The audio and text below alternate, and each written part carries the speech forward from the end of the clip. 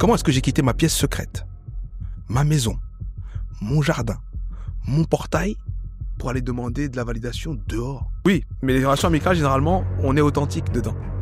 Et donc, quand quelqu'un nous fait chier, on dit tu me fais chier. Hein. Et puis on se prend un peu la tête, et puis on reste quand même des potes parce qu'on a tellement de choses en commun. On est très intelligent émotionnellement dans l'amitié. C'est en amour qu'on devient bête. Il y a des gens qui ne commencent pas tant qu'ils n'ont pas réglé leur syndrome de l'imposteur. Alors que ceux qui sont en jeu là, ils ont aussi un syndrome de l'imposteur. Et en vrai, si tu te légitimes, le monde te légitime. Je vais pas essayer de vous faire croire que je connais votre monde mieux que vous. Par contre, je connais mon monde mieux que vous. Et dans mon monde, il y a des problèmes qui n'existent pas, qui existent dans le vôtre. Donc je vais vous dire comment on se débarrasse de ces problèmes dans mon monde, et peut-être que ça va marcher pour vous. La vie, c'est un merveilleux film.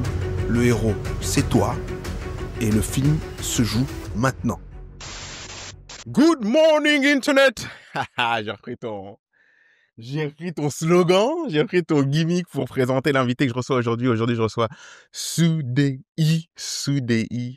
un auteur, encore un mec de talent, j'ai aujourd'hui là. Il est auteur, il est créateur de contenu et il est coach en développement personnel. Soudei, merci d'être venu jusqu'au micro du dernier podcast. Comment vas-tu déjà, Soudei? C'est une inside joke ou pas? Merci d'être venu jusqu'au micro. Non, je réagisse à mon périple. Non, je dois rien dire. C'est vrai. En règle générale, on commence toujours par, par une petite psychanalyse de ce qui s'est passé sur le chemin pour venir jusqu'ici. C'était reposant et je suis content d'être là. Merci pour l'invitation. Et ouais, hâte de ce qu'on va se dire. Comme je te l'ai dit en note vocale, j'ai dit non, on parle pas. On va parler devant les micros direct. Soudei, comment vas-tu? C'est merveilleusement bien, franchement ça va. Je suis dans une bonne phase là. On a dégagé les horizons, donc l'avenir semble sympa là. Ça va être cool. On a dégagé les horizons. À quoi tu fais référence? La vie, hein. Ouais, la vie. En réalité, on met du temps à accepter cette réalité qu'il n'y a pas de vie sans problème, ou des fois on l'oublie. Et puis quand les problèmes viennent, on a l'impression qu'ils devraient pas être là. Mais quand ils sont là, après ils sont là et il faut les gérer. Et quand tu finis de gérer une crise, l'horizon se dégage. Et là, je viens de finir de gérer une crise. Donc là, je vois l'horizon et je dis, voilà, ça va être bien ce qui va se passer à partir de maintenant. J'avoue, c'est dur à gérer. T'as certains moments où même si on a l'impression qu'on est en train de... Même si les autres ont l'impression qu'on est dans une phase de notre vie où on a réussi, on a toujours ces crises au quotidien à gérer. Ça peut être des crises personnelles, ça peut être des crises professionnelles. Et je pense que les gens, et je suis même content qu'on commence par ça, doivent réaliser qu'il n'existe pas d'endroit ou de monde dans lequel on vit une vie sans problème. Ça n'existe pas. Dans cette terre-là, personne n'a une vie facile. Ça n'existe pas. Tu penses? Ah ouais? Pourtant, j'ai l'impression, des fois, je vois certaines personnes, je me dis, mais eux là, ils vivent. Eux, ils ont la belle vie, eux. Non, ils ont des choses peut-être que tu veux et que tu n'as pas. Mais eux savent ce qu'ils ont, que toi tu n'as pas et que eux ne veulent pas. Ils ont forcément des problèmes que t'as pas, tu vois. On a tendance à voir que ce qu'ils ont, en fait. Clairement. Si tu vas, prenons un exemple très simple, l'argent. Ouais, c'est quelqu'un qui n'a pas d'argent, il va dire, si, ceux qui ont l'argent, ils ont pas de problème comme moi qui n'ai pas d'argent. Mais en réalité, tu sais pas comment ils ont eu l'argent. Tu sais pas comment ils maintiennent l'argent. Tu sais pas ce que ça crée comme problème pour eux d'avoir de l'argent. Tu sais pas comment ça a changé leurs amis ou leur famille. Tu sais pas comment ça les rend dans l'insécurité parce que, justement, ils sont visibles parce qu'ils ont de l'argent. Il y a tellement de choses qu'on ne découvre que quand on arrive là-bas, Donc moi, en tout cas, je suis intimement convaincu aujourd'hui, peut-être que je reviendrai dans un autre podcast, dans une autre émission et je dirai, j'ai changé. Mais en tout cas, aujourd'hui, je suis convaincu qu'il n'y a pas, sur cette terre, des gens qui vivent sans problème.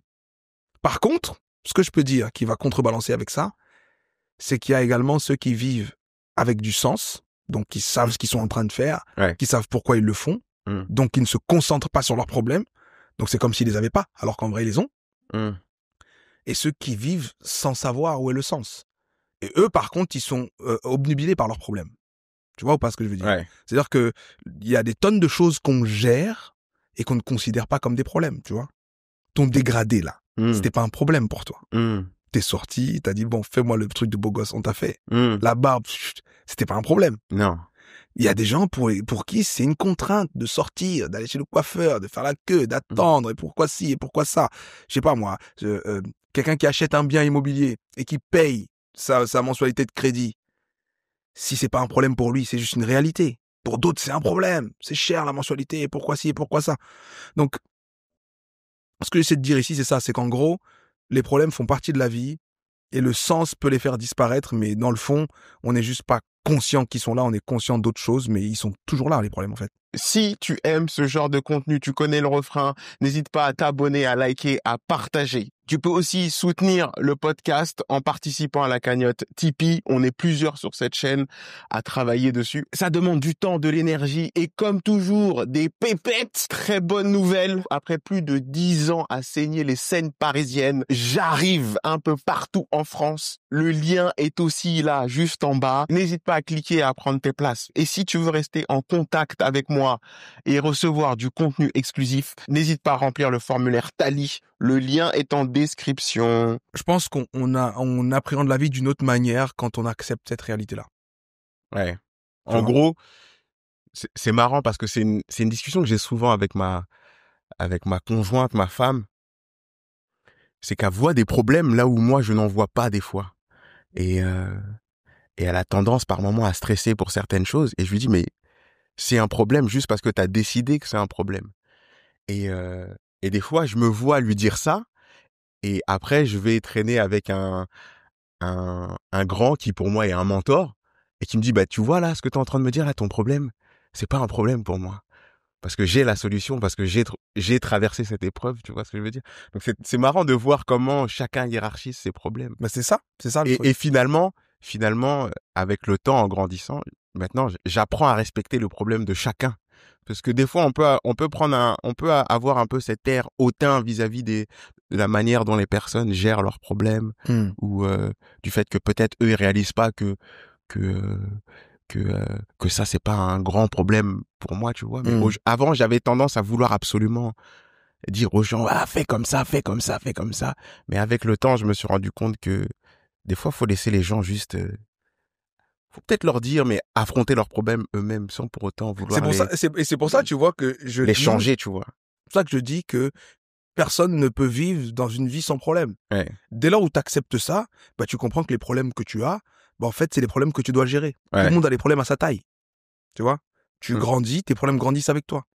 Tu gagnes plus, tu as de nouveaux problèmes qui sont liés à ta nouvelle réalité. T'as plus de personnes autour de toi, bah, t'as des problèmes de gens qui ont beaucoup de personnes autour d'elles. T'as une maison, bah, t'as des problèmes de gens qui ont des maisons. Tu vois? T'as un appart, t'as des problèmes de gens qui ont des apparts. T'as un chien, t'as des problèmes de gens qui ont des chiens. Il y a toujours des problèmes quelque part. Mais ce que j'aime beaucoup, c'est ce que ton mentor te dit, à savoir, il y a une solution que toi, tu n'as pas encore trouvée. C'est pour ça que t'appelles ça un problème. Ouais. Mais sinon, c'est juste une contrainte, c'est quelque chose qu'il faut faire, quoi. Aller au sport, ranger, faire sa comptabilité, écrire un mail. Il faut le faire. J'ai compris qu'il faut le faire, j'accepte, je me bats plus avec. Bah, ça y est, je le fais, c'est tout. Ouais. Il y a moins d'émotions dedans, tu vois. Et c'est là où le sens est important parce que, pour moi, c'est quand tu as quelque chose de plus important à faire que ton problème devient juste une marche d'escalier, tu vois. Ouais. Non, le vrai truc qui m'intéresse, il est là-bas. Donc, en fait, oui, bon, faudra juste payer ça. Bon, bah, faut trouver l'argent et payer ça, s'il vous plaît. Comme ça, on peut faire le vrai truc. Voilà. Pas de, mais on peut pas faire ça parce qu'il faut payer ça. Oui, ben, il faudra juste payer ça, en fait. Donc, bon. Tu vois ce que je veux dire? Je vois le délire. Donc, ouais. Donc, je suis dans une phase où certaines choses qui me faisaient paniquer, ça y est, me font plus paniquer. Et donc, l'horizon se dégage. Et je me remets à voir des choses et je dis, ah, bah, voilà. Là, tu travailles sur quoi, là? Ou tu veux peut-être pas en parler de la phase que tu as traversée, là. Ça sert à rien de faire des cachotteries, ça va. Je suis en train de finaliser un bouquin sur les 5 espaces relationnels, qui est un concept que j'ai créé il y a à peu près 5 ans. Les 5 espaces relationnels? Ouais, c'est un moyen de gérer ses relations quand on est une personne hypersensible.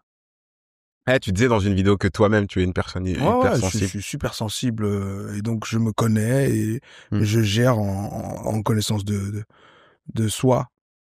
Et donc, les 5 espaces relationnels, c'est la logique de compatibilité relationnelle qui prime avant d'avoir des attentes vis-à-vis des gens. C'est-à-dire que tu n'es pas censé avoir les mêmes attentes vis-à-vis de tout le monde parce que tout le monde ne te correspond pas au même degré. Il y a des gens qui te correspondent beaucoup et donc eux, tu peux avoir des vraies attentes avec eux, mais ceux qui te correspondent pas du tout, ça n'a absolument aucun sens d'avoir des attentes vis-à-vis d'eux. Et en gros, j'ai catégorisé ça en 5 gros espaces. ceux qui te correspondent le moins et qui te doivent absolument rien et tu dois être OK avec ça, tu vois. Ouais. Tu vois, ton voisin, il peut te donner un bonjour parce qu'il a envie, mais s'il veut, il te le donne pas le bonjour. Tu sais pas ce qui se passe dans sa vie à lui. Ouais. Tu vois? Qu'est-ce que t'en sais de ce qui vient de se passer chez lui là tout de suite? Il m'a pas dit bonjour. Il te doit rien, ton voisin. Non, mais tu rigoles, mais moi, c'est marrant que tu dis ça. Parce que c'est une vraie réflexion philosophique, hein, mais un simple bonjour peut te mettre dans une réflexion ou peut te faire shifter dans des ondes négatives dans ta journée juste parce que ce voisin ne t'a pas dit bonjour. Moi, j'ai une voisine, justement, juste ici, là. Elle me perturbe parce que des fois, elle me dit bonjour et des fois, elle me dit pas bonjour. Donc, des fois, je la croise dans la rue, je suis là. J'essaie d'avoir un eyes contact avec elle. Et des fois, elle est là, non, elle est dans son truc. Après, je me dis, ah, ça se trouve, elle a traversé quelque chose de difficile. Et je la revois un autre jour, elle me regarde, normal. Grand sourire, bonjour, ça va? Ah, t'es là, mais... Au début, je te cache pas qu'au début, c'était particulier à vivre. Mais après, tu te dis, c'est vrai, à partir du moment où tu réalises que chacun a sa journée et que... Sa journée, ses blessures, sa vie, ses blessures, peurs, ses craintes. Ça se trouve, elle est... pas, en fait. Ouais, mais c'est très égoïste, en vrai. Parce C'est qu'en vrai, hyper méga égoïste. on pense qu'à nous et... C'est hyper méga égoïste. Et c'est tout ça qui devient intéressant quand on commence à un peu plus se familiariser avec tous ces concepts, les dynamiques relationnelles, le rapport à soi, son estime de soi, la notion de confiance en soi, mais dans l'aspect pratique de la vie, tu vois. Parce que, typiquement, là, elle te dit bonjour une fois sur 2. Toi, tu lui dis bonjour une fois sur combien? Bah, si on rentre dans ce débat, moi, j'essaye de... En fait, le bonjour... Non, le la bonjour, réponse est simple, quand même. Pourquoi il y a autant de mots? Non, mais laisse-moi aller à... Pourquoi veux-tu que j'ai des réponses que binaires? Ce qui se passe, c'est que moi, le bonjour, puisqu'on est dans la philosophie du bonjour, il démarre d'abord avec un contact au niveau des yeux. C'est nos yeux se croisent. À partir du moment où nos yeux se sont croisés, là, on se dit bonjour. Là, tu vois, t'as vu, je suis dans un petit village. Nos enfants vont à la même école. Les gens se croisent le matin. Les gens se disent bonjour. Mais il y a des gens, tu sens dès le matin qu'ils ont pas envie de te dire bonjour. C'est toi, tu lèves les yeux, tu vois qu'il y a un humain que tu vas croiser, tu lèves les yeux, tu essaies d'attraper son regard pour lui dire bonjour. Et cette personne se tourne, se braque ou baisse le regard au moment où toi, tu essaies de l'attraper. Et donc, en règle générale, moi, si je vois quelqu'un qui me croise, qui lève les yeux et qui me fait un sourire, je sens une ouverture dans la personne, je lui dis bonjour. Si je vois aujourd'hui qu'elle est braquée, je vais pas forcer, tu vois ce que je veux dire. Quand je te dis, quand je te parle de ma voisine, ça me fait rire parce que moi, je suis tout le temps en train de penser et parce que moi, mon travail en tant que comédien, c'est d'analyser le comportement des gens et d'avoir une réflexion dessus pour pouvoir après en rigoler, tu vois. Mais en règle générale, oui, non. Moi, j'aime bien l'idée que voilà, quand on se croise et qu'on se connaît, qu'on se dise bonjour, je suis pas non plus à vouloir dire bonjour à tout le monde, mais j'aime bien cette idée de donner une onde positive à la personne. Parce que pour moi, c'est ça, donner un bonjour. En tout cas, si tu le penses vraiment, c'est donner une onde positive à la personne que tu croises. Mais est-ce qu'il y a pas une sorte de conflit qui s'installe dans ton approche? Parce que là, en gros, tu me dis, je dis bonjour, si on me valide avec les yeux que je peux dire bonjour. C'est pas une validation que j'attends, c'est je veux... En gros, t'es disponible pour mon bonjour ou pas? Hein? Ah, t'es pas disponible pour mon bonjour? D'accord, bah je le garde. Non, ça dépend parce que oui, il y a des fois où c'est ça, je te l'accorde, mais il y a des fois c'est juste je croise quelqu'un dans la rue ou bonjour ou dans l'ascenseur, quelqu'un va rentrer dans l'ascenseur sans pour autant qu'il y ait un contact direct visuel, ça va être un bonjour de politesse, tu vois. Je pense qu'il y a différents bonjours comme il y a différents types, comme il y a ça dépend des situations, mais en règle générale, tu sens, on est d'accord, quand la personne n'a pas envie de te répondre, n'a pas envie d'avoir un contact avec toi. Tu sens que tu lèves les yeux, tu vois la personne, elle se braque ou elle regarde ailleurs. Je peux des fois, même dans cette situation, dire bonjour et là, tu te rends compte que la personne, en fait, elle te répond. Elle te répond, elle est même contente, en fait, que tu le... Parce que ça se trouve, c'est à ce moment-là qu'elle a le plus besoin d'un bonjour, en vrai. Oui, mais la voisine, en l'occurrence, non. Elle te met des vents. J'ai déjà tout testé. Tu vois ce que je veux dire? C'est si elle est pas prête, elle te met un vent. Elle te regarde pas, elle passe comme ça. Et après, je suis arrivé à la conclusion, ah bon, elle a sa vie, ça se trouve, elle a ses soucis. Il y a des fois, t'es plus disposé à recevoir ou à donner un bonjour. Ouais, moi, je comprends ton point de vue. Mais moi, tu vois, dans mon... On parlait de ton livre avant que je te... Non, il y a pas de souci. On va voguer comme ça, on va aller où le vent nous mène. Mais par rapport à ça, ce que moi, je vois, c'est qu'il faut se poser la question de ce qu'on a envie de faire et d'être. Tu vois? Si moi, je me sens suffisamment lumineux pour sortir et donner de la lumière aux gens, je te donne même si t'en veux pas. Si je me sens pas, je le fais pas. Tu vois? Et j'ai beaucoup pris en maturité quand je suis devenu parent, parce qu'à chaque fois, je me découvre. C'est une relation qui n'existait pas avant dans ma vie. Donc c'est une version de moi qui n'existait pas avant. Avant d'être père la première fois, cette identité paternelle, tu l'as pas, tu vois. Et je vois avec quelle hauteur, avec quelle confiance, je suis systématiquement la bonne personne pour ma fille. Et grâce à ça, systématiquement, quand j'arrive pas à faire quelque chose dans le domaine relationnel, je me dis, mais comment ça se fait que j'y arrive pour ma fille? Toujours, tu vois. Et si on doit revenir au bonjour, comme ça on pourra clôturer ce thème-là, ou alors tu pourras rebondir, mais il y a des jours où ma fille veut pas que je lui dise bonjour. Il y a des jours, typiquement ce matin, ses émotions, c'était dans tous les sens. Câlin, non, je veux pas. Mais c'est dans ce moment-là où c'est important que je lui explique qu'un câlin, c'est bien. Viens quand même me voir, tu vas voir, ça va te faire du bien quand même, tu vois. Et au final, elle fait le câlin, et au final, elle est un peu plus calme. Et au final, je dis, ben alors, qu'est-ce qui va pas? Ben, parce que je voulais le pansement, maman m'a pas donné le pansement, Reine des Neiges. J'ai les mêmes problèmes. Et je dis, bon, bah, écoute. Donc là, tu vas me dire, il faut que j'aille voir ma voisine, il faut que j'aille lui proposer un câlin dans la rue. C'est pas ce que je suis en train de te dire. Je suis en train de te dire que tu dois savoir pourquoi est-ce que tu dis bonjour aux gens. Moi, je dis bonjour parce que je te dis. Je dis bonjour parce que je trouve que c'est donner une onde positive à quelqu'un, en fait. Je le dis aussi peut-être, je le sais aussi comment fonctionne l'humain parce que ça me fait plaisir aussi à moi de dire bonjour. Et c'est cette part-là qui est intéressante. Bien sûr, ça, je l'ai compris aussi. Mais il y a quelque chose d'agréable parce que un bonjour, c'est pas qu'un bonjour. C'est une, comment dire, ça veut dire on se sait. En plus, on est voisins, tu vois ce que je veux dire. Ça va au-delà quand c'est ton voisin à qui tu dis bonjour, ça va au-delà du simple bonjour que tu jettes dans la rue comme ça à quelqu'un ou que tu donnes à quelqu'un dans la rue. Pour moi, ça va, comment dire, on vit dans une communauté, tu vois, où il faut que les gens communiquent encore plus aujourd'hui, tu vois. Et la communication commence par un bonjour. Pour moi, en tout cas, c'est comme ça que j'ai grandi, c'est les valeurs qu'on m'a transmis. Et je sais pas. Pour moi, c'est une valeur, c'est la valeur de base. Tu vois, que tous les Français devraient partager. C'est le bonjour. Oh, il y a plein de valeurs que les Français partagent pas. C'est vrai, je suis d'accord. Mais on ouvre ça. Tu parles. Si on ouvre ça. On est d'accord. Mais tu parles. Après, on peut comparer les pays, mais tu m'as l'air d'être fluent en anglais. T'as peut-être vécu dans un pays anglophone. Aux États-Unis, quand tu rentres dans la gentillesse, le bonjour, quand tu rentres dans un lieu, c'est très important, tu vois. Déjà pour socialiser, ils socialisent très facilement les Américains. Ça veut pas dire que ça va devenir tes meilleurs potes après. Mais ils approfondissent pas.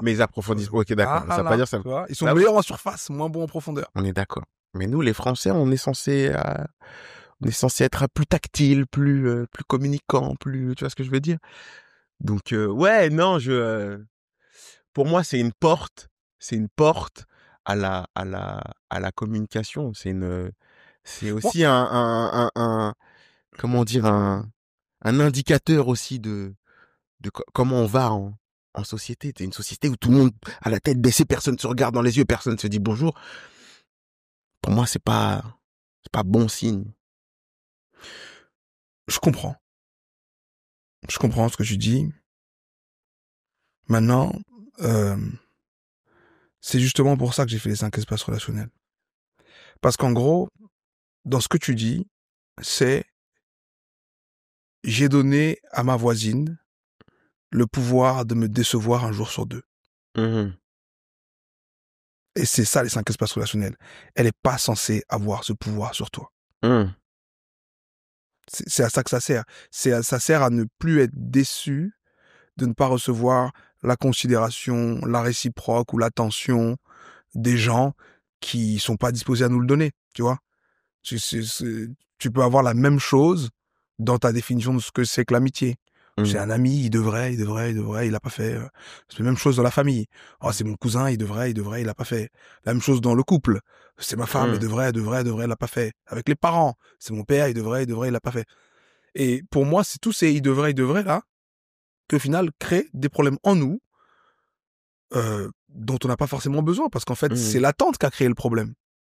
C'est pour ça que moi, je place littéralement les voisins en espace 5. Et le bonjour en espace 5, c'est un bonjour où tu fais ce que tu veux. Moi, je t'ai donné la lumière. Ouais. Tu l'as reçu, tu l'as pas reçu, c'est pas mon problème. J'ai plus besoin que tu me vois. Parce que tu vois, typiquement, avant, comment je fonctionnais, j'avais ce besoin d'être vraiment la personne qui amène la joie. Et donc, il me fallait le feedback. Que quand j'amène la joie, quand même, sois joyeux, quoi. Que je sois sûr que j'ai réussi ma mission, tu vois. Et je me suis pas rendu compte qu'au final, c'est devenu très rapidement égoïste parce que tu ne viens pas pour voir les gens, genre, oh, salut, t'es là, Dikosh. Mais tu viens en disant, hey, je suis là, Dikosh.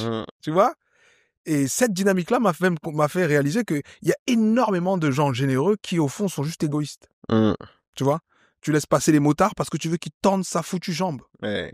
Tu le laisses pas passer parce que tu dis, oh, le pauvre motard, il peut faire un accident. Non, je veux que tu tendes ta jambe. J'ai besoin de reconnaissance, moi. Et donc, moi, j'ai fait les 5 espaces relationnels.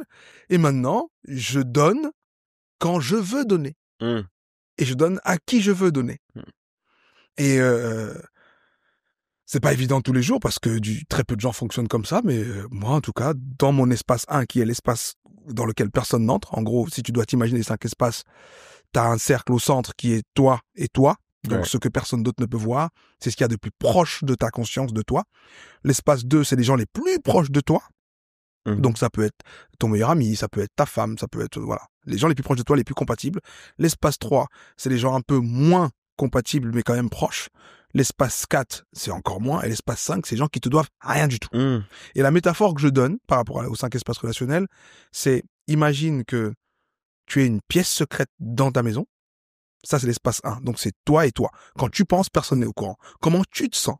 Personne n'est au courant. Même quand tu dis « Bonjour la voisine, ça va ?» Personne ne sait vraiment ce qui se passe. Quand la voisine te dit « Oh, salut voisin !» Tu ne sais pas vraiment si elle est contente ou si elle est terriblement triste. On ne sait pas. C'est dans son espace 1 que ça se passe. L'espace 2, c'est les gens qui sont immédiatement avec toi, donc à l'intérieur de la maison. Pas la pièce secrète, mais la maison. Tu peux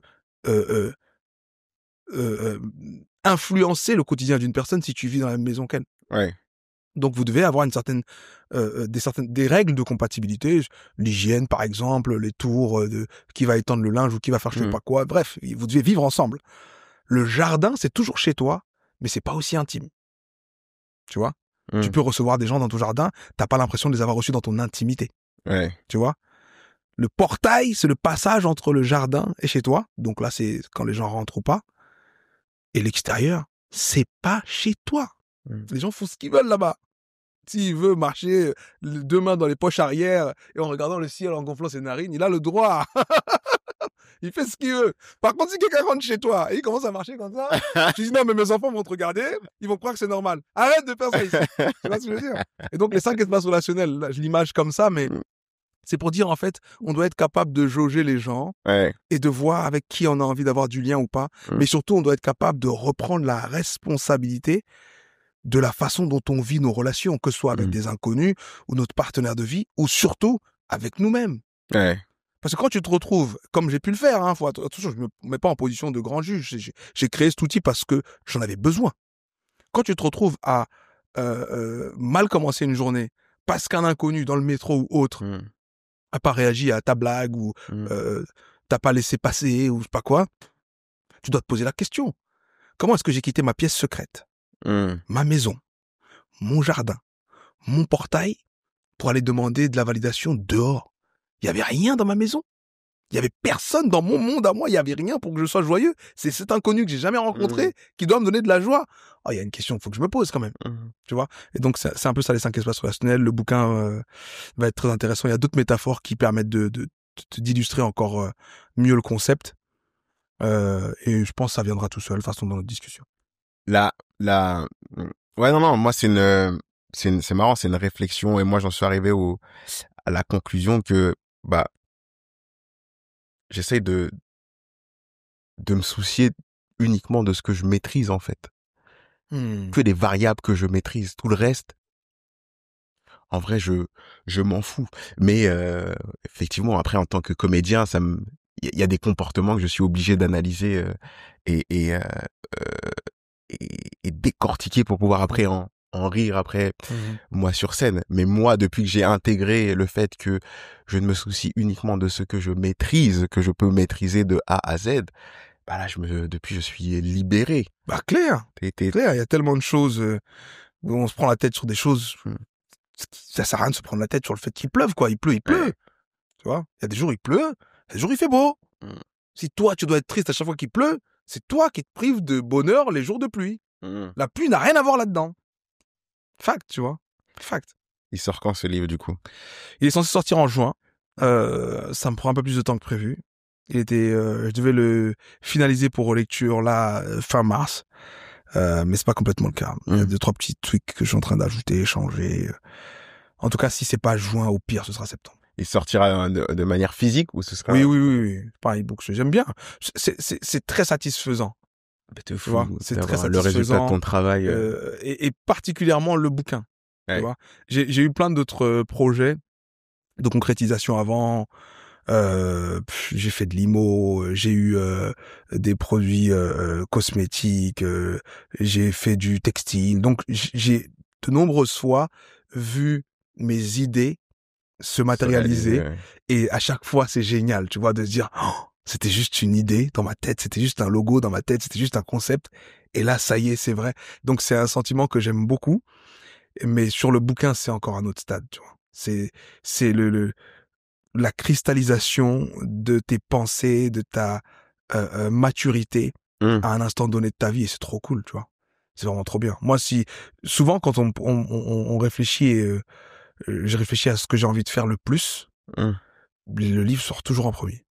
C'est génial, j'ai beaucoup aimé, tu vois, ma carrière de créateur de contenu, la place que j'ai pu avoir sur les réseaux, ma carrière de coach, le nombre de personnes que j'ai pu aider, les nœuds que j'arrive à défaire et tout ça.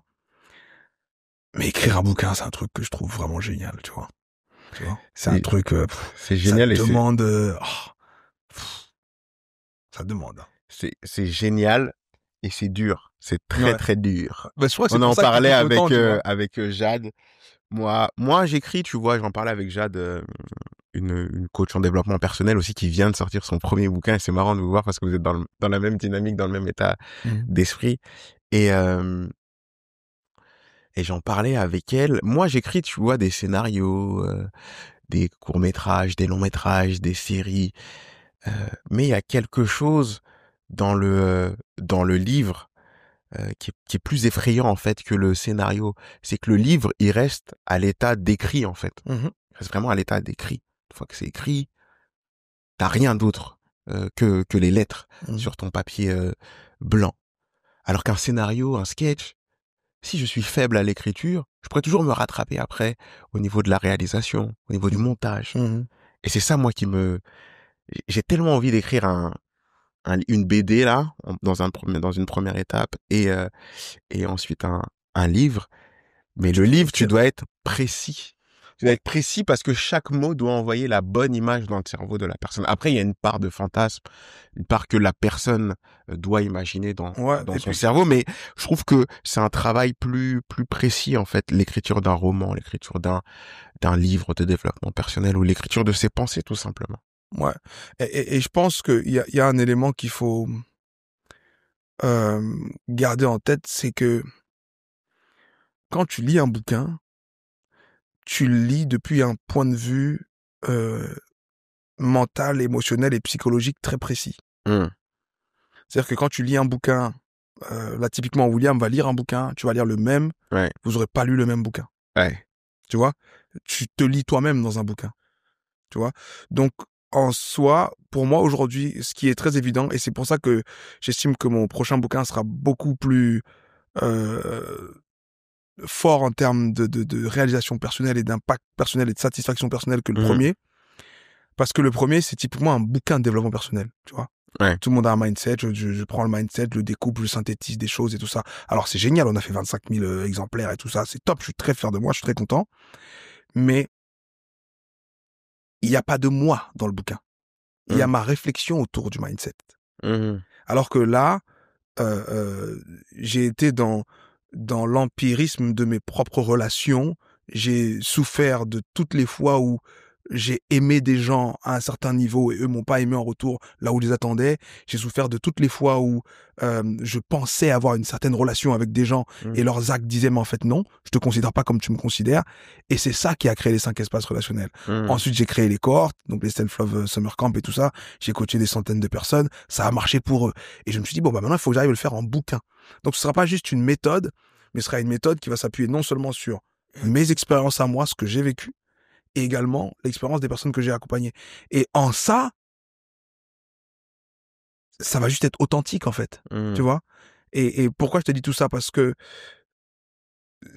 la pression qu'on a quand on est artiste, je considère que les comédiens sont des artistes, c'est que l'artiste, par définition, il est câblé pour que son art soit apprécié par quelqu'un d'autre. L'artiste, il veut que le public dise « c'était génial ». Tu vois? Moi, j'ai su m'affranchir de ça maintenant. Je m'en fous. Je sais par contre que je serai authentique et que si tu viens lire mon bouquin, tu vas voir là où moi je suis allé, où certainement t'es pas allé parce que tu n'es pas moi. Et c'est là où j'ai envie d'inviter tous ceux qui veulent écrire, et du coup même toi dans ta BD et tout, à juste se dire qu'est-ce qu'il y a en moi qu'il y a en personne d'autre, et je le mets sur papier, et je peux te garantir qu'il n'y a pas besoin de rajouter quoi que ce soit. Parce qu'en fait, il n'y a jamais eu de Dikosh, il n'y en aura jamais un autre. Et c'est ça qui va faire que peu importe ce que tu vas faire, depuis ce point de vue souverain, authentique et puissamment toi, bah en fait c'est incomparable. Il y a même pas un monde où ce serait intéressant parce que t'es un cocktail de trop de choses.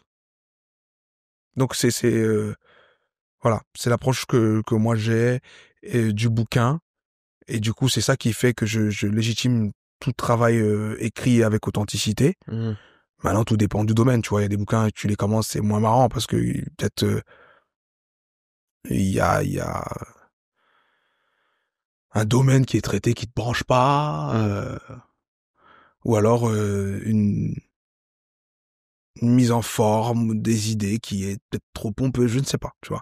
Moi, en tout cas, je pense que l'authenticité, c'est un truc qu'on doit pousser un peu plus là maintenant. Les gens doivent être juste eux ouais. et comprendre que leur point de vue, bah, c'est un point de vue unique dans l'histoire de l'humanité, tu vois. Donc, en fait, que tu fasses une vidéo ou un bouquin ou n'importe quoi, donne-moi juste ton point de vue, je te garantis que je vais t'écouter, tu vois. Ouais.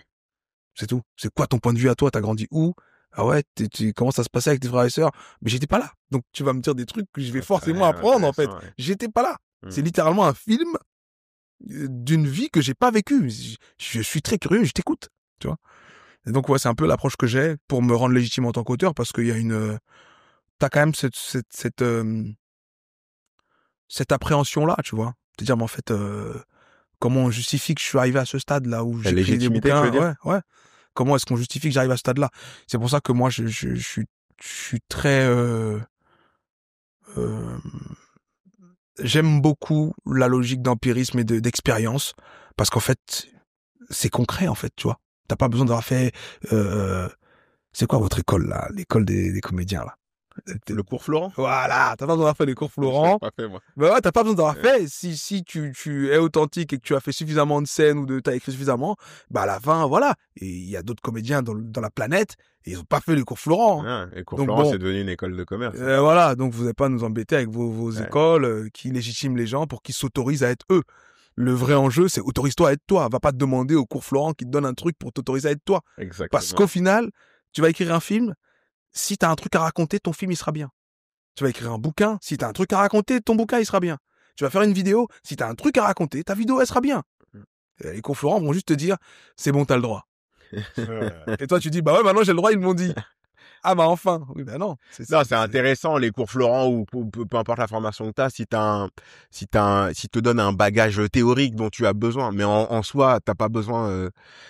Oui, ils peuvent te donner quelques techniques, mais en vrai, un vrai comédien, un mec qui a du talent, des fois il a même pas besoin d'aller au cours. Souvent il a pas besoin d'aller au cours Florent. Tu regardes les plus grands, ils sont pas forcément passés par le cours Florent ou par une formation académique. Après, c'est toujours bien si tu veux t'entraîner et tout, aller chercher des petites techniques et tout.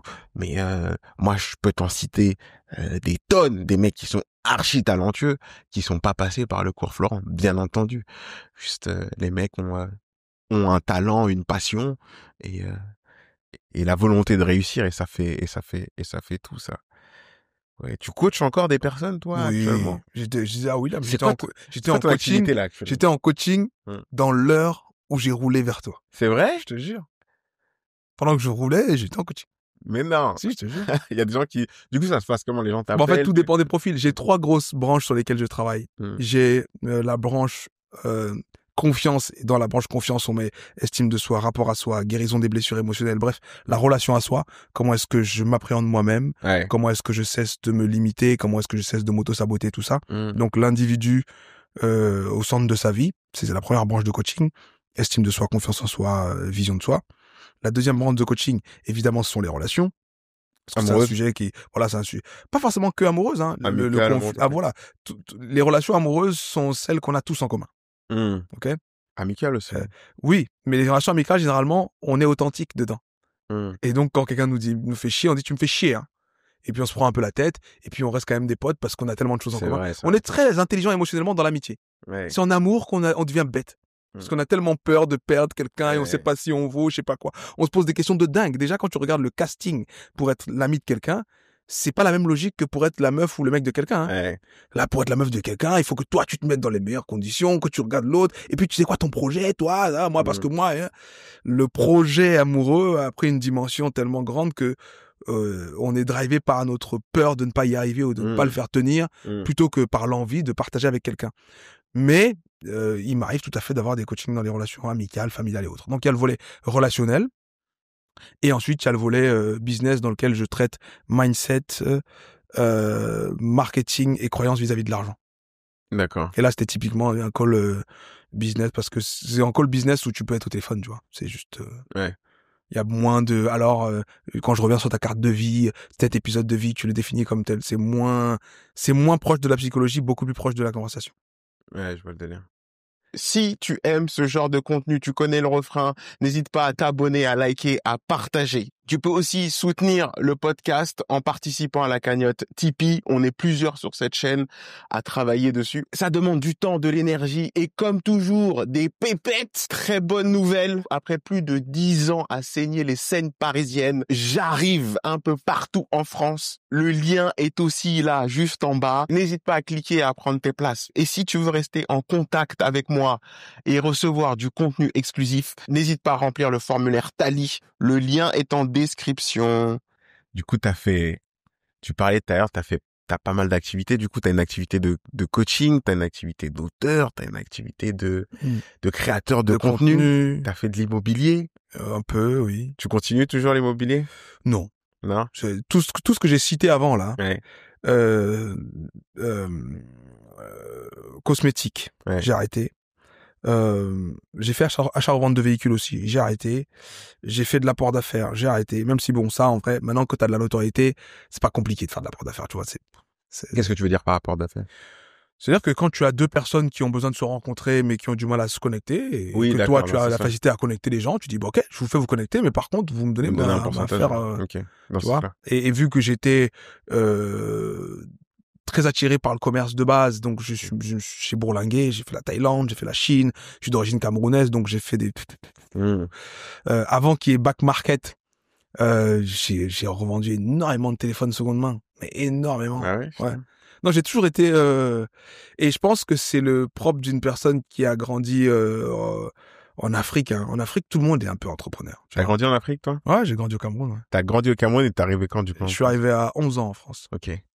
Et donc, j'ai vu, je l'ai senti. Et puis, j'ai un grand frère qui a 4 ans de plus que moi. J'ai une grande sœur qui a 11 ans de plus que moi. J'ai un grand frère qui a 16 ans de plus que moi. Donc, en vrai, j'ai quand même eu la chance. T'as combien d'enfants, toi? Moi, j'en ai 2. 2. Donc, tu vois que le numéro 2, il implémente beaucoup plus. Voilà. Eh ben, tu t'imagines ce que c'est numéro 4? Numéro 4, c'est ça. Du coup, moi, j'avais 3 vies que je menais comme ça. Et ma vie à moi que j'arrivais à mener en même temps. Donc, en tout cas, c'est quelque chose que j'ai jamais eu peur, en fait, d'aller dans cette direction-là. Donc, j'ai entrepris très vite, tu vois. Première boîte, je l'ai créée à 20 ans, dans le street marketing. Moi, j'ai toujours été, ça a l'air bien, allez, on y va. Ça allait bien, allez, on y va. Génial. Ouais. Donc ça m'a beaucoup aidé. Par contre, j'étais dans une logique quand même où je me cherchais en tant que personne. Tu vois, il y a eu des motivations clairement financières parce que moi aussi je voulais une belle vie, voilà. Et je voulais guérir l'enfant aussi. Ouais. Et l'enfant qui n'a pas eu de POG, l'enfant qui n'a pas eu de Game Boy, l'enfant qui n'a pas eu... Non, faut qu'à moi, un stade, je puisse quand même m'acheter ce que je veux. C'est quoi cette histoire? Et donc, il y a eu de grosses motivations qui n'a financières. pas eu de POG, il a dit vraiment, c'est une blessure. Mais c'est terrible. J'ai pas eu de POG, j'ai pas eu de slammer. Je bang! Les grosses machins pour retourner les POG comme ça, comme ça. Bang! J'ai pas eu de POG, j'ai pas eu de méga mammouth, j'ai pas eu tout ça. Pas ça. Hein? Donc j'avais un enfant à guérir et donc ça m'a drivé, tu vois, je suis allé chercher partout toutes les opportunités que j'ai pu trouver jusqu'à ce que je me trouve, jusqu'à ce que j'arrive à croiser ce que j'ai en moi, ce que j'ai envie de faire, ce dont le monde a besoin. Et l'évidence, ça s'est fait je crois que ça s'est fait sur un périscope à l'époque. J'ai fait un périscope, j'étais au Cameroun justement, dans mes allers-retours, Chine, machin. Et vu que j'étais relativement jeune, c'était intéressant de documenter déjà, tu vois. Et on parle les tout débuts de Snapchat, de toute façon Periscope, c'est de cette période-là, tu vois.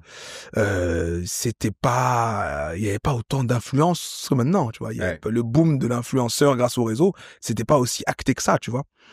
Et j'étais, je crois, un micro-influenceur quand même, hein, pour mes potes et pour les gens qui me connaissaient, parce que du coup, je bourlinguais toutes les 6 semaines, j'étais pas là. Toutes les 6 semaines, boum, je suis en Thaïlande, boum, je suis en Malaisie, boum, je suis à Kuala Lumpur, boum, je suis à Hong Kong, et j'ai fait ci, et j'ai fait ça, et j'ai créé une boîte là-bas. Oh, regardez, j'ai fait comme ça. Oh, ce douanier m'a fait ça, mais j'ai réglé le problème comme ci. Et je documentais comme ça, tu vois. Et dans ce même temps où je cherchais le business, j'avais toujours des problèmes qui allaient au-delà du business, des problèmes que j'avais personnellement en fait à régler. Et donc c'est là où je suis revenu au dev perso, et c'est là où j'ai beaucoup plus lu. Et à chaque fois que je lisais, maintenant, c'était plus je vais vous partager tel endroit qui est trop cool parce que je suis dans un lagon au Mexique ou je sais pas quoi, mais je vais vous partager ce que j'ai lu dans le bouquin de Frédéric Lenoir sur le travail de Carl Jung. Ah, vous connaissez pas Carl Jung, c'est trop bien. Ah, je vais vous partager un mec contemporain qui fait du boulot très sympa, Laurent Gounel. Oh, Laurent Gounel, il a écrit ce bouquin qui est trop bien. Et ouais, j'ai vraiment eu cette envie de dire, bon, en fait, moi, en tout cas, ce que je lis là, ça marche dans ma vie. Donc, je vous en parle quand même, on sait jamais. Peut-être ça peut vous aider. Et c'est comme ça que c'est devenu de plus en plus une évidence, tu vois. Et puis, c'est devenu la façon dont je voyais le monde, tu vois. C'est-à-dire que après cette phase-là où j'étais un peu dans du commerce un peu partout et je saisissais toutes les opportunités, j'ai lancé du business développement parce que justement je connaissais Periscope, je connaissais Snapchat, je connaissais Facebook. La création de contenu pour moi c'était pas grand-chose parce que ce qui fait que je connais les caméras, j'ai fait audiovisuel après le bac. D'accord. J'ai fait une fac d'audiovisuel, tout ça. Donc ça m'a toujours intéressé, voilà. Et donc je me retrouve à être consultant business développeur, que je formule, du moins que j'axe sur une offre autour de la narration. C'est-à-dire que en grand fan de Steve Jobs, parce que j'ai toujours été un grand fan de Steve Jobs, en grand fan de Steve Jobs, je reprends les fondamentaux du marketing selon Steve Jobs. À savoir, les gens achètent une histoire. Les gens achètent qui tu es. Les gens achètent des émotions. Ils s'en foutent du produit. Ils achètent. Et donc, je vais voir les gens et c'est ça que je leur donne. Et donc, je deviens business développeur, donc consultant spécialiste de la narration, où j'aide les gens à retravailler leur site, retravailler leur narration, leur rapport à leurs clients et tout ça. Et quand tu fais ça, tu te rends compte d'énormément de choses. Tu as des business qui aujourd'hui fonctionnent, ils font du chiffre d'affaires, ils payent des salariés, mais ils savent même pas quel problème ils résolvent. Ils savent même pas quelle valeur ils apportent réellement dans la vie des gens. C'est-à-dire que tu peux avoir une boulangerie, là, tout de suite. Ah, c'est un bon quartier, il n'y a pas de boulangerie ici. J'achète la boulangerie parce que tu te dis, les gens vont acheter du pain, donc j'aurai un business qui va me rapporter de l'oseille. Mais tu ne te rends pas compte de ce que la boulangerie est censée faire dans la dimension d'histoire, dans la dimension des émotions. Elle offre des moments de famille, la boulangerie. Tu vois ? Elle offre du confort et réconforte, la boulangerie. Et donc, c'est ce travail que je fais. Et en faisant ce travail-là, je me rends compte que tous les entrepreneurs avec lesquels je bosse, qui ont des problèmes quant au déploiement de leur business, en réalité ont des problèmes avec eux-mêmes. Parce que le syndrome de l'imposteur t'empêche pas d'avancer. Et c'est très important ça aussi de le dire. Hein. Il y a des gens qui ne commencent pas tant que ils n'ont pas réglé leur syndrome de l'imposteur. Alors que ceux qui sont en jeu, là, ils ont aussi un syndrome de l'imposteur. Et c'est important de le dire. C'est important de le dire. Tout le monde a son niveau de syndrome de l'imposteur. Parce que dès lors où tu arrives à un nouveau stade, bah, tu sais pas. Tu vois ce que je veux dire? Tu sais pas. Tu ne sais pas. Tu as peur. Je me sentais légitime en 2020-2021. Je coachais, j'avais déjà su plein de résultats, j'avais prouvé tellement de choses et je forçais personne à venir me voir. Les gens viennent à me voir pour dire coach-moi. Je me sentais légitime, mais je peux te dire que le jour où une personne se connecte, parce qu'on faisait coaching à distance, Covid, tout ça, elle veut que j'accompagne cette personne. Et elle se présente à moi en me disant, je suis psychologue. Je me suis dit, est-ce que je peux coacher un psychologue alors? Est-ce que je suis pas dans un coup où c'est une enquête Mediapart là, ils veulent me piéger pour dire que je suis malhonnête, qu'est-ce qui va se passer? C'est-à-dire que à un moment ou à un autre, il y a des situations qui peuvent te mettre dans le syndrome de l'imposteur, tu vois? Et la réponse est toujours la même. Je suis pas un imposteur si je suis juste moi-même. Ouais. Et c'est comme ça que je suis sorti de là. J'ai dit, en fait, je m'en fous, hein, psychologue ou pas. Moi, ce que j'ai réussi à apprendre dans ma vie, je l'ai appris avec beaucoup d'intention et d'implication. Donc, ce que je vais te donner, en vrai, tu l'auras nulle part. Et en fait, ça y est, c'est réglé. Et ces scènes-là où le syndrome de l'imposteur ne cesse de revenir, en fait, elles viennent souvent. La première fois que j'ai fait une conférence devant un parterre de dirigeants, c'était des mecs... C'était pas la PEC. Je crois que c'était les cadres de Pôle emploi. Ouais. C'était les cadres de Pôle, ceux qui gèrent les agences. Ok? Moyenne d'âge 60 ans, 50 ans, là. Gris, poivre et sel, costume, tout. Moi, je suis dans mon début de trentaine, musclé dans mon petit turtleneck. Je dis, mais ils vont m'écouter là ou parce que c'est pas comme si eux, ils m'avaient demandé. C'est leur direction qui m'a demandé, mais eux. Et donc, j'ai ce moment où j'ai peur de dire, mais en fait, est-ce qu'ils vont me légitimer? Et en vrai, si tu te légitimes, le monde te légitime. Je vais pas essayer de vous faire croire que je connais votre monde mieux que vous. Par contre, je connais mon monde mieux que vous. Et dans mon monde, il y a des problèmes qui n'existent pas, qui existent dans le vôtre. Donc, je vais vous dire comment on se débarrasse de ces problèmes dans mon monde, et peut-être que ça va marcher pour vous. Et banco! Et ça marche, tu vois. Donc, il y a... Ouais, mon parcours, il est fait comme ça. Jusqu'à la prochaine étape. À partir de quel moment tu considères que tu as réussi? J'ai un long débat avec un pote. À chaque fois, on se pose la question percer. Les gens aiment beaucoup utiliser cette expression. Percer? Oh, j'ai percé, t'as percé. Et nous, à chaque fois, on se demande à partir de quel moment t'as percé. Toi, tu considères à partir de quel moment que tu as réussi ou que tu as percé, toi qui as fait tant d'expérience immobilier, création de contenu. À partir de quel moment tu disais là, j'ai réussi, là, j'ai percé? Je pense que j'ai pas eu la même définition tout le temps. Les toutes premières fois, c'est le fait d'accomplir quelque chose que je ne pensais pas possible qui me donnait ce sentiment-là. Tu vois. La première fois que, tu vois, je te parle de la boîte que j'ai créée à 20 ans.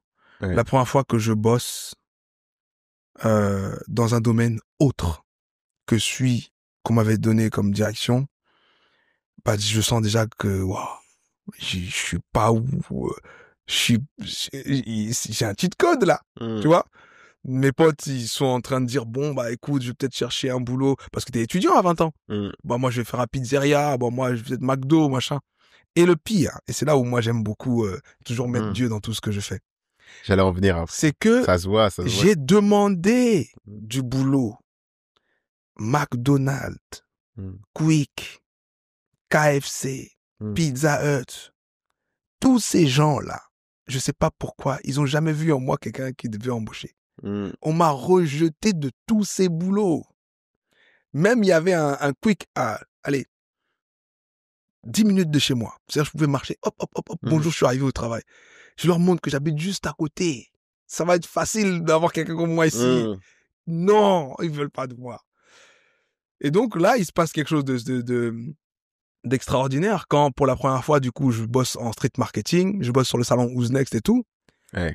Et sur Who's Next, en une journée, je me fais, je sais plus, 150 ou 200 euros, une journée. Je dis, bah attends, Je me prends la tête, moi. 150 €. Dis donc, Didier. Une journée. C'est une semaine, hein, ça, pour quelqu'un qui travaille en contrat à 16 heures à la caisse à Auchan, là. Laisse tomber. Dis donc. Tu vois? Et parce que de nature extravertie, de nature communicante, I want to bring the joy, tu vois? Bah, en fait, street marketing, tu me donnes ça, j'ai fini le jeu. J'ai pas de difficulté. Les distributeurs de flyers, là, qui sont timides, là. Moi, c'était pas ça, hein. Je te pitch à chaque fois que je te donne un flyer. Hey, toi, dis donc, toi, hey, tu vois, toi, ça, je les mettais tellement dans un mood et ils avaient jamais vu ça. Parce que Who's Next, c'est le salon de la mode. C'est des milieux cadrés, tu vois. Normalement, on prend des hôtes et des hôtesses, voire des mannequins, parce qu'ils doivent présenter bien et dire, regardez, nous, on représente telle marque. Moi, je suis venu zéro code. Zéro code. Et je rentrais, je me rappelle de Benidorm. Première fois que je vais en vacances. En Espagne? Ouais. Première fois que je vais en vacances comme. Et t'avais distribué les flyers en Espagne? Non. Okay. Je rentrais de Benidorm parce que j'étais déjà avec ma femme. Et